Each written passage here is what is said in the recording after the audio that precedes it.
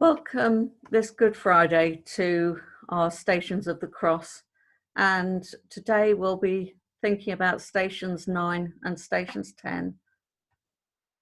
Station 9, Jesus is nailed to the cross. From John 19, verse 17. Carrying his own cross, he went out to the place of the skull, which in Aramaic is called Golgotha. Here they crucified him with two others, one on each side, and Jesus in the middle. Have you heard the sound of someone hammering a nail into wood? It's not an unpleasant sound. Sometimes a few gentle taps is enough to do the job. Now imagine the sound of a hammer on an anvil, pounding an iron rivet. This discordant clang will ring in your ears. The blacksmith this day and age will wear ear protectors, or they'd be made deaf by the noise. Now, try to imagine the noise of the nails going into the cross.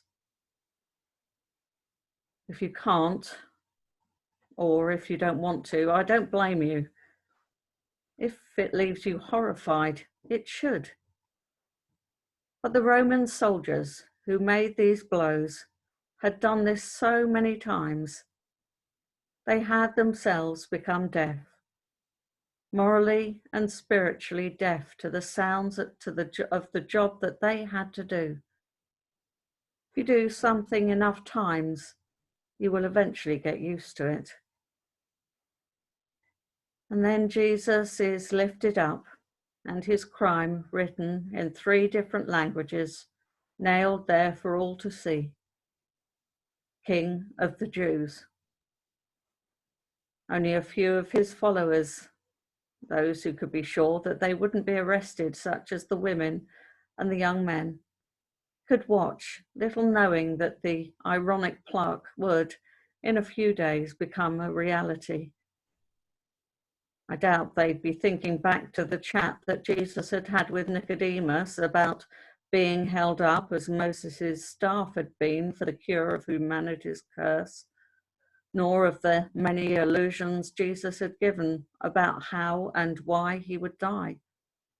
They would have just had the clang of the hammer, the cries of pain ringing in their ears. We too look up at Jesus, marveling at the cross, seeing its facets like a diamond carefully cut. So much happening there for us and for humanity that we can scarcely take it in. But a warning note needs to be made. A discordant, harsh note amongst the orchestra of that final symphony. This was a real, brutal, awful torture. Jesus was naked on that cross, not covered in subtly draped cloth around his middle. The soldiers were gambling for his clothes at his feet, waiting there for him to die. This is real suffering. We can marvel at what Jesus was willing to go through for us, but we must never become deaf or blind to the real raw horror of the crucifixion, lest we take it for granted and become normalized to his sacrifice. We must also never underestimate the darkest time as Jesus is separated from his Father in those final bleak moments, the ultimate gift of love. Watch with awe and accept with humility the gift that has been given to us. And so now we listen to a piece by Thomas Tallis, If Ye Love Me.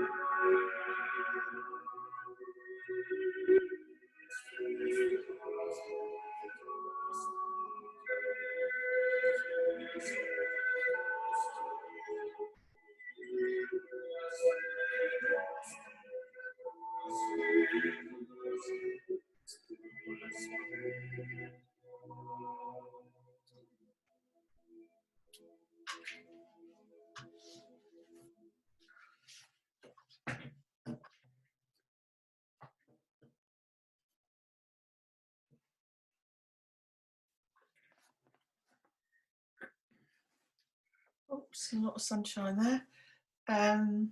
Station 10, Jesus dies on the cross. John chapter 19, verses 28 to 30. After this, when Jesus knew that all was now finished, he said, in order to fulfill the scripture, I am thirsty. A jar full of sour wine was standing there. So they put a sponge full of the wine on a branch of hyssop and held it to his mouth. When Jesus had received the wine, he said, it is finished. Then he bowed his head and gave up his spirit. Evil seems to have won. Where were the crowds now, the people he'd healed and loved into community? In Jesus, God becomes fully human. In committing himself to this path, Jesus had no way of knowing what the outcome would be. If he knew that everything would come right on Easter morning, then where was the sacrifice? And what of those few who stayed with Jesus to the end? The women who loved him, cared for him, made sure there was food. His mother, John, the disciple he loved.